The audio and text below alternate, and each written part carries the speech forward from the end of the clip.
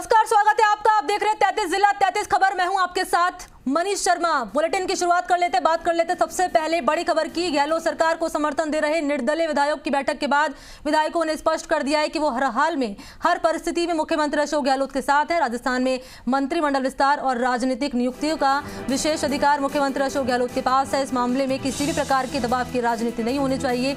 एक सवाल के जवाब में निर्दलीय विधायक संयम लोढ़ा ने कहा कि अगर सोनिया गांधी और अशोक गहलोत कह देंगे तो हम 5 साल विधायक बनकर जनता की सेवा करने के लिए तैयार हैं, लेकिन आखिरकार हम साधु संत नहीं, राजनेता हैं। हमें मुख्यमंत्री अशोक गहलोत की लीडरशिप पर पूरा भरोसा है। मुख्यमंत्री अशोक गहलोत जो निर्णय करेंगे वो हमें मंजूर होगा। वो सही समय आने पर उचित निर्णय करेंगे। बैठक में निर्दलीय विधायक संयम लोढ़ा, रामकेश मीणा, बाबूलाल नागर, महादेव सिंह खंडेला ने एक स्वर में कहा कि सरकार के विपरीत हालातों में उन्होंने सरकार को समर्थन दिया है। ऐसे में अगर इंद्राज गुर्जर जैसे नेता कहें कि सरकार के पास बहुमत है, निर्दलीय विधायकों की कोई आवश्यकता नहीं है, तो उनके बयान के कोई मायने नहीं है। सभी निर्दलीय विधायक एसोसिएट सदस्य के तौर पर कांग्रेस पार्टी से जुड़े हैं। हमारी जवाबदेही सोनिया गांधी और राहुल गांधी के प्रति है। इंद्राज गुर्जर के बयान की सचिन पायलट शेर हैं। जवाब में संयम लोढ़ा ने कहा, शेर भी जानवर होता है।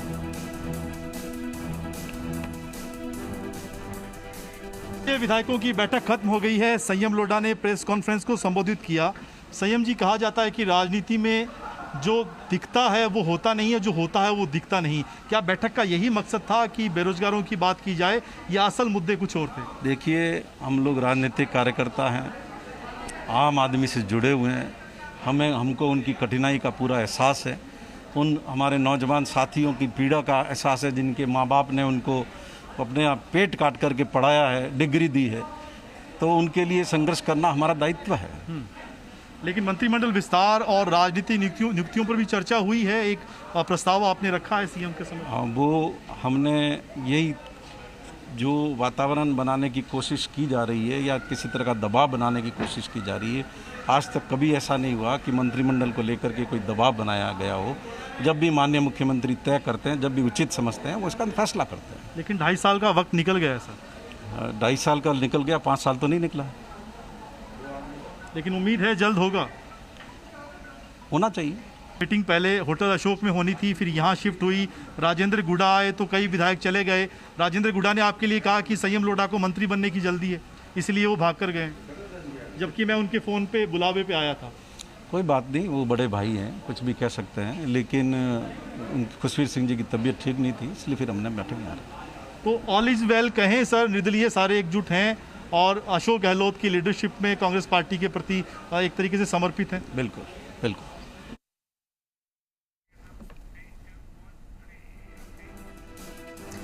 प्रदेश में अपराधी किस कदर बेखौफ हो चुके हैं, इसकी नज़ीर दौसा और जोधपुर से सामने आई है। दौसा जिले में महवा विधानसभा क्षेत्र से निर्दलीय विधायक ओम प्रकाश हुड्डा को जान से मारने की धमकी भरा फोन कॉल सामने आया है। लगातार मिल रही धमकियों के बाद हुड्डा ने जयपुर कमिश्नरेट के रामनगरिया थाने में लिखित शिकायत दर्ज की है। मामले को गंभीरता से लेते हुए पुलिस आरोपियों की तलाश में जुट चुकी है। वहीं जोधपुर के लोहावट विधायक किसनाराम बिश्नोई को अश्लील वीडियो क्लिप की धमकी दे पैसे ऐंठने का प्रयास करने वाले 2 शातिर युवकों को लोहावट थाना पुलिस ने गिरफ्तार करके जेल भेज दिया। विधायक किसनाराम बिश्नोई ने बताया कि करीब 1 महीने पहले रात को उनके मोबाइल पर वीडियो कॉल आया। बात करने के दौरान युवक ने अचानक अश्लील हरकत करते हुए खुद को आपत्तिजनक स्थिति में लाकर कैमरे के सामने खड़ा हो गया। जब तक वो फोन काटते उसने स्क्रीनशॉट ले लिया। उसके बाद शातिर युवक विधायक और उनके परिवार को लगातार फोन करके अश्लील फोटो वायरल करने की धमकी देकर 20 लाख रुपए की मांग कर रहा था। उक्त घटना कायित करने वाले 2 युवकों को पुलिस थाना लोहावट की टीम ने गिरफ्तार किया। तब बाद अनुसंधान उनको जेसी करवाया गया। उक्त दोनों युवकों ने पूछताछ में बताया कि वे बड़े राजनीतिक हैसियत वाले हैं। कुछ अधिकारी उनको नग्न होकर वीडियो कॉल करते हैं, स्क्रीनशॉट देकर उनको ब्लैकमेल कर पैसे ऐंठते हैं। इधर सरकार ने समान पात्रता परीक्षा आयोजित करने का बड़ा फैसला लेते हुए सभी अधीनस्थ और मंत्रालयिक सेवाओं के गैर तकनीकी पदों के लिए होगी एक परीक्षा। इससे अभ्यर्थियों को अलग अलग आवेदन करने की जरूरत नहीं होगी। इससे अनावश्यक खर्चे और समय की बचत होगी। राजस्थान कर्मचारी चयन बोर्ड की तरफ से परीक्षा का आयोजन किया जाएगा। सामान्यतः साल में 1 बार होगी ये परीक्षा और कार्मिक विभाग ने यह आदेश जारी किया है।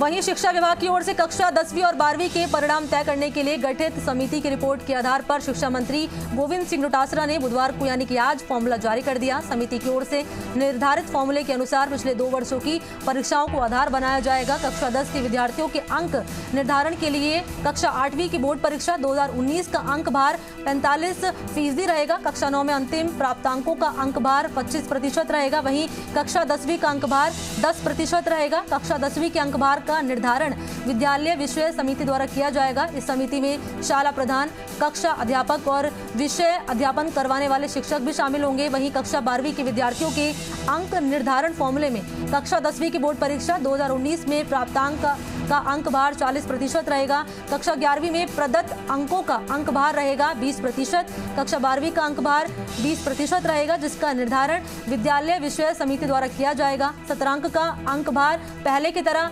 20% ही रहेगा। कक्षा 12वीं की प्रायोगिक परीक्षाओं के संबंध में समिति ने अपनी रिपोर्ट में कहा कि अधिकतर विद्यालयों में प्रायोगिक यानी कि प्रैक्टिकल एग्जाम हो चुके हैं और 40% विद्यालयों में परीक्षा उपरांत मार्क्स भी दिए जा चुके हैं। अब शेष रहे विद्यालयों में कक्षा 12वीं की प्रायोगिक परीक्षाएं गृह तथा चिकित्सा विभाग द्वारा आवश्यक अनुमति मिलने पर ऑनलाइन या ऑफलाइन आयोजित की जाएगी। प्राइवेट विद्यार्थी या ऐसे विद्यार्थी जिन्होंने श्रेणी सुधार हेतु आवेदन किया है, उन्हें बोर्ड द्वारा जब भी परीक्षा का आयोजन होगा तब अवसर दिया जाएगा। समिति की ओर से अंक योजना में पूरक आए विद्यार्थियों को पूरक परीक्षा का आयोजन होने पर परीक्षा देनी होगी।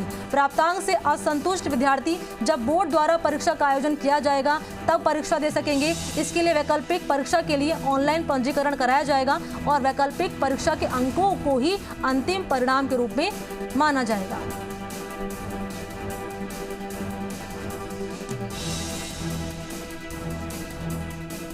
आज का दिन बीकानेर के लिए बेहद खास रहा। प्रदेश के मुखिया सीएम अशोक गहलोत ने बीकानेर को कई बड़ी सौगातें दी। मेडिकल कॉलेज बीकानेर में बनने जा रहे मेडिसिन विंग का शिलान्यास किया। साथ ही साथ महाराजा गंगा सिंह विश्वविद्यालय में साइकिलिंग वेलोड्रोम का शिलान्यास भी किया, जिसका बीकानेर के खिलाड़ियों को सालों से इंतजार था। इसके अलावा जिले के सामुदायिक स्वास्थ्य केंद्र के कालू पुगल, प्राथमिक स्वास्थ्य केंद्र खेरा, अर्जुनसर, गार बदेसर नवनिर्मित भवन का लोकार्पण किया। वीसी के जरिए गहलोत ने बीकानेर के कलेक्टर नमित मेहता के काम की भी तारीफ की। तो आज शुरुआत हो रही है वेलोड्रोम की।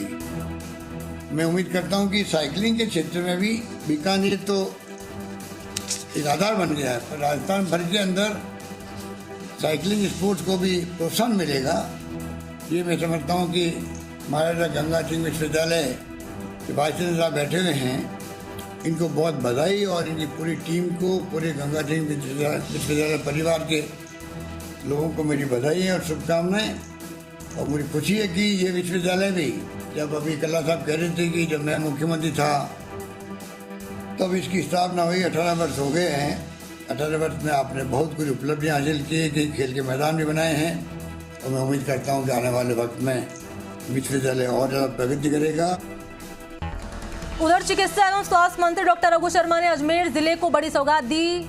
मंत्री के निर्देश पर अजमेर के जवाहरलाल नेहरू आयुर्विज्ञान महाविद्यालय में 4 नए सुपर स्पेशलिटी विभाग स्वीकृत किए गए। इसके साथ ही मेडिकल कॉलेज के 5 अन्य विभागों में विशेषज्ञ चिकित्सकों के अतिरिक्त पद भी स्वीकार किए गए हैं। नए विभागों की स्वीकृति से संभाग के मरीजों को अजमेर में ही सुपर स्पेशलिटी सेवाएं उपलब्ध हो सकेंगी। आज हमने हमारे विभाग से सुपर स्पेशलिटी के अजमेर के लिए 4 नए विभाग oncology surgery, endocrinology and GI surgery स्वीकृत करने के साथ ही 5 अन्य विभागों में भी विशेषज्ञ चिकित्सकों के अतिरिक्त पद स्वीकृत किए गए। बात कर लेते हैं अगली खबर की। पर्यटन विकास के साथ ही सियासी मायनों में भी हाड़ौती अंचल में आज का दिन बेहद महत्वपूर्ण रहा, जब बीते दिनों ही वन मंत्री सुखराम बिश्नोई का महकमा बदलने की मांग के साथ मुख्यमंत्री को पत्र लिखने वाले कांग्रेस विधायक भरत सिंह आज कोटा दौरे पर रहे। वन मंत्री का मुंह मीठा कराते हुए तो वहीं सियासी तौर पर लोकसभा स्पीकर ओम बिरला के कट्टर विरोधी माने जाने वाले भरत सिंह आज वन मंत्री के साथ बिरला से मिलने लोकसभा स्पीकर कैंप के कार्यालय पहुंच गए। इस दौरान कोटा में वन एवं पर्यटन विकास को लेकर मील का पत्थर कहे जाने वाले महत्वपूर्ण फैसले भी लिए गए। माननीय मंत्री जी ने आज सकारात्मक रूप से ये मुकंदरा नेशनल पार्क जल्दी डेवलप हो, यहाँ जल्दी से जल्दी टाइगर आए, इसके लिए राज्य सरकार टाइगर लाने के लिए केंद्र सरकार से तुरंत परमिशन के लिए आवेदन करेगी। मैंने अधिकारियों से बात की है, आवश्यक खाना पूर्ति होते ही तुरंत टाइगर की परमिशन मिल जाएगी तो राज्य सरकार जहां भी टाइगर की अधिक संख्या होगी वहां से मुकंदर नेशनल टाइगर पार्क में शिफ्ट करेंगे। राजसमंद से खबर सामने आ रही है जहां पर रेलमगरा में ग्रामीणों ने पैंथर को पकड़कर वन विभाग को सौंप दिया। दरअसल मऊ और सकरावास गांव की सीमा पर एक खेत में लोगों पर पैंथर ने हमला कर दिया था, जिसके बाद बड़ी संख्या में ग्रामीण जमा हुए पैंथर को पकड़ने की कोशिश में जुट गए। इस दौरान सूचना पर वन विभाग की टीम मौके पर पहुंची और ग्रामीणों की सहायता से पैंथर को काबू में कर लिया गया।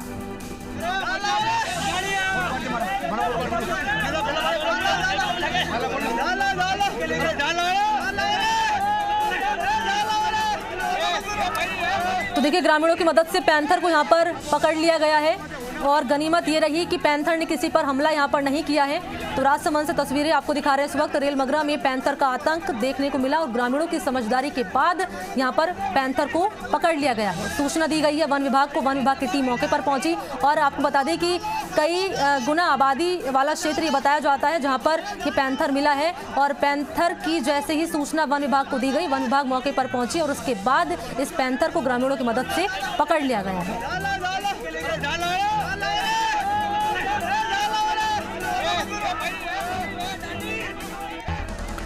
टोंक की बात कर लेते हैं। टोंक जिले के बनेटा थानाधिकारी बाबूलाल टेपण और हेड कांस्टेबल रामधन को एसीबी ने रिश्वत लेते हुए रंगे हाथों पकड़ा। आरोपियों को बजरी के केस में धाराएं कम करने की एवज में 15,000 रुपए की रिश्वत लेते हुए रंगे हाथों गिरफ्तार कर लिया। दरअसल आरोपी हेड कांस्टेबल रामधन परिवादी से 10,000 रुपए की राशि पहले ले चुका था और इसका सत्यापन होने के बाद आज सवाई माधोपुर एसीबी की टीम ने दोनों को गिरफ्तार कर लिया। 25,000 की मांग की थी, 10,000 पहले दे गया था एसीबी में आने से पूर्व और 10 देने के बाद भी इससे 15 की दोबारा मांग कर रहे थे, तभी एसीबी में आया।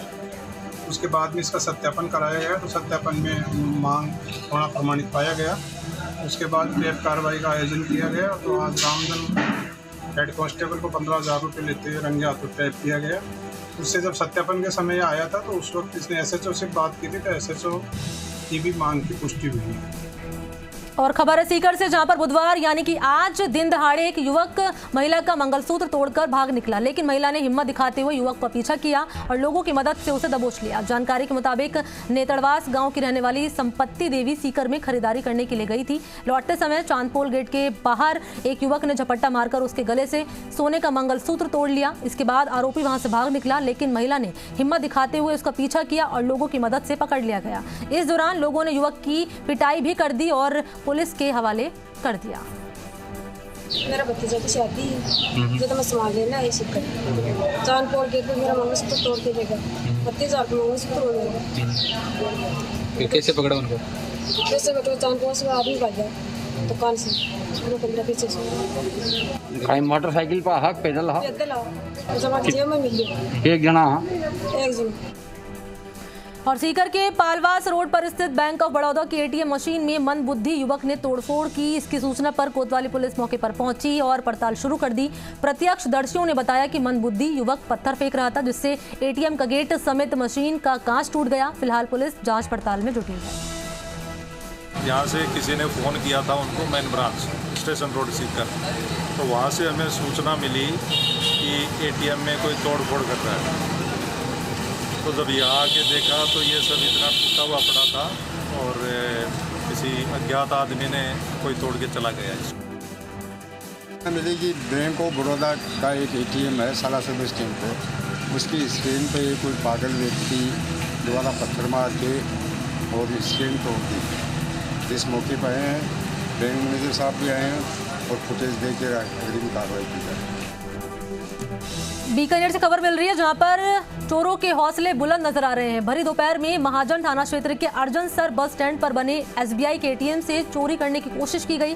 घटना के सीसीटीवी फुटेज सामने आया। चोरों की संख्या है 3 और लोग एटीएम कार्ड से विड्रॉ के लिए डिमांड देते हैं और मशीन में जहां से निकलता है पैसे वहां से लगे सेंसर में पत्तीनुमा कोई वस्तु लगाकर पैसे चुराने की वारदात को अंजाम दे रहे हैं। तभी एटीएम का गार्ड आ गया, चोर मौके से फरार हो गया। घटना की जानकारी महाजन पुलिस को दी गई। वहीं एटीएम से पैसे निकाले गए हैं या नहीं, इसकी जानकारी जांच के बाद ही सामने आ पाएगी।